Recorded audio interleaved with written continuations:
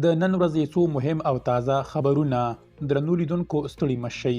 د پلازمینې کابل یو شمېر اوسیدونکي شکایت کوي او وایي د اسلامي امارت د خوړو د کنټرول اړوندې ادارې پر بازارونو سم کنټرول نه لري. دوی وایي یو شمېر پلورونکي د واټونو پر سر تاریخ تیري یا لږ پاتې تاریخ لرونکي خوراکي توکي پلوري چې پیرودونکو ته روغتیایي ستونزې پیښوي. دوی دا هم وایي چې د اقتصادي ستونزو له امله وګړي اړ دي چې دغه توکي وپیري.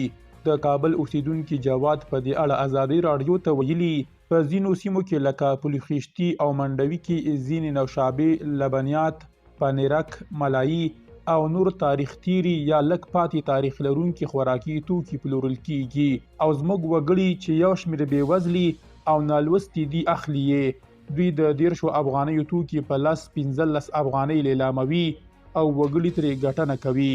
د کابل ښاربل اوسیدونکی جبار خان وایي له خپلوانو څخه یو څوک د تاریخ تیر شوي څښاک د څښلو له امله ان تر روغتونه ورسید. هغه وایي زموږ یو پیژنګلو و، د لار له غاړې یې تاریخ تیری جوس څښلی و، روغتون ته مو بوته او په ډیرو درملو جوړ شو. د میدان وردګو اصلي اوسیدونکي کابل میشتې رخمینې هم ازادي راډیو ته ویلي ما خپله هم لیدلي چا چې خوړلي ان تر ډاکټره رسیدلي، زړه بدوالی ورته راټوکیږي او په تیره زموږ ماشومانو او سپینګیرو ته. د کابل دا اوسیدونکي د اسلامي امارت له اړوندو ادارو غواړي چې دې موضوع ته جدي پام واړوي. ډاکټران هم له دغو خوراکي توکو په نه کارونې ټینګار کوي. د اسلامي امارت د بهرنیو چارو وزارت ویاند ویلي د اسلامي امارت یو پلاوی به د آذربایجان په پلازمینه کې د ملګرو ملتونو په کوربتوب د اقلیمي بدلون په غونډه کې ګډون وکړي. عبدالقهار بلخي د فرانسې خبري رسنۍ ته ویلي د اسلامي امارت پلاوی به په دې غونډه کې چې د دوانۍ یا دوشنبې پر ورځ په باکو کې پیلیږي ګډون وکړي. د رسنۍ د هغه راپور له مخې چې د خالي یا شنبې پر ورځ خپور شو، دا لا څرګنده نه ده چې د اسلامي امارت پلاوی به په کومه کچه ګډون وکړي. افغانستان د اقلیم د بدلون پر وړاندې شپږم زیانګالی هیواد دی.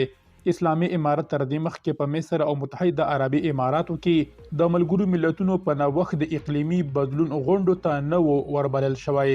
د فرانسې خبري رسنۍ د سرچینو له خولې ویلي چې د اسلامي امارت یو پلاوی به د باکو په غونډه کې د څارونکي په توګه ګډون وکړي. تر اوسه هیڅ هیواد اسلامي امارت په رسمیت نه دی پیژندلی، خو آذربایجان یو له هغو څو هیوادونو څخه دی چې له اسلامي امارت سره نږدې اړیکې لري. آذربایجان د روان کال په فروری کې په کابل کې خپله استازولي بیرته پرانیستله. د اسلامي امارت د کډوالو او راستنیدونکو چارو وزارت چارواکي وایي تر 300 ډیر افغان کډوال له ترکیې څخه ایستل شوي او بیرته افغانستان ته ستانه شوي دي. دغه وزارت نن د یونۍ یا یکشنبې پر ورځ پر خپل ایکس پاڼه لیکلي چې 325 افغان کډوال د جمعې او خالي یا شنبې په ورځو د لړم پر 18 او 19 له استانبول څخه ایستل شوي او د هوا له لارې افغانستان ته راستانه شوي دي. وړاندې ویل شوي چې ځینو افغانانو قانوني اسناد هم لرل خو ځینې بې اسناده وو. ترکیې په وروستیو میاشتو کې د بې اسنادو کډوالو د ایستلو لړۍ چټکه کړې ده. د راپورونو له مخې د ترکیې پولیسو په وږي میاشت کې شاوخوا 600 افغان کډوال له نیول کېدو وروسته په استانبول کې د ایستلو ځایونو ته ولېږدول. د نوبل د سولې د جایزې ګټونکي او د نجونو د زده کړو د حق فعاله ملاله یوسفزۍ وایي چې نړیوال باید د افغان ښځو د حقونو لپاره د هغوی ترڅنګ ودرېږي. ملالۍ یوسفزۍ پرون له سکای نیوز چینل سره په مرکه کې ویلي دې له نړیوالو قوانینو سره سم په افغانستان کې د ښځو د حقونو د سیستماتیک خوندیتوب لپاره هڅې پیل کړې دي. ملاله وایي داسې مشرانو ته اړتیا ده چې د افغان نجونو او ښځو د حقونو لپاره هڅه وکړي. پر افغانستان د اسلامي امارت له بیا واکمنېدو وروسته دا څوم ځل دی چې ملاله د افغان ښځو په ملاتړ غږ اوچتوي. اسلامي امارت په تیرو څه باندې 3 کلونو کې پر ښځو د بندیزونو کړۍ راتنګه کړې او په دې ترڅ کې یې د نجونو پر منځنیو او لوړو زده کړو بندیزونه اعلان کړي دي. د اسلامي امارت د امر بالمعروف په هغه نوي قانون کې چې په 13 اگست میاشت کې خپور شو په ټولنه کې د ښځو د چلند پر څرنګوالي هم پراخ بندیزونه لګول شوي دي. د اسلامي امارت د امر بالمعروف وزارت له ښځو سره د ښځو د غږېدو د تحریم په اړه څرګندونې رد کړې دي. د اسلامي امارت د امر بالمعروف وزارت ویاند سیف الاسلام خیبر وایي دوی ښځې په خپلو کې له خبرو نه دي منع کړې. د ښاغلي خیبر دا وینا هغه فتوا ردوي چې څو ورځې مخکې د اسلامي امارت د امر بالمعروف د مسؤل چارواکي له خولې ورکړل شوې وه.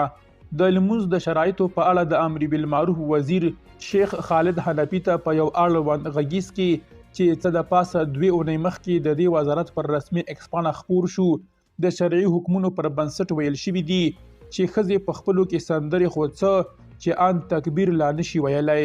په یاد غږیز کې ویل شوي ښځه په زوره تلاوت، ترانه او سندرې نشي ویلی، نو کله چې یوه بالغه ښځه لمونځ کوي او مخې ته یې یوه بله بالغه خور تیریږي نو لمونځغاړې ښځې ته د الحمدلله او سبحان الله ویلو اجازه نشته. که یې لاس به راواخلي او په چپ لاس به یې ټپوي نو سندرې ته به څنګه اجازه ورکوي چې تکبیراتو ته اجازه نه لري. دې څرګندونو هغه مهال پراخ غبرګونونه وپارول، خو فرانس پریس خبري رسنۍ پرون په یو راپور کې د امر بالمعروف وزارت د ویاند ښاغلي خیبر له خولې راپور ورکړ چې نوموړی وایي دا راپورونه بې بنسټه او نامنطقي دي. اسلامي امارت یادونه کوي چې د داعش خراسان څانګې مشرتابه د پاکستان تر واک لاندې په بلوچستان کې ځای پر ځای شوی، خو د چارو کتونکي بېلابېل نیزونه لري.